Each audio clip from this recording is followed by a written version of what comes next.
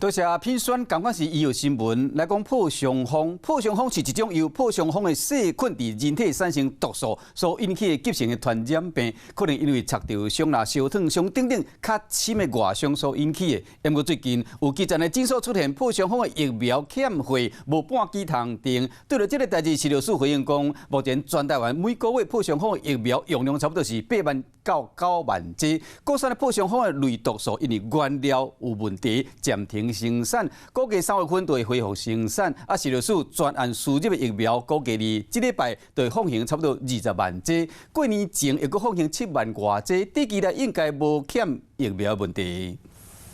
因为咬着伤、拄着伤、烧烫伤所引起的急性传染病破伤风，民众要去医疗院所做疫苗预防。不过最近有诊所传出破伤风类毒素疫苗大欠货。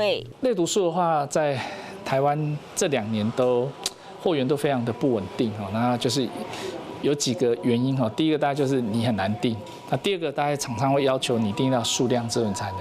那有时候我们大概就会变成是要跟其他的医疗院所借调的。预计会同意厂商的封建的有20万多支的破伤风疫苗，这个礼拜我们会同意放行。但我们这边同意放行之后，然后当然大概预计下周就应该就会恢复正常。食署回应，即马全台湾大个月破伤风疫苗用量差不多是8、9万剂。国产的破伤风类毒素因为原物料问题暂停生产，预计3月搁出。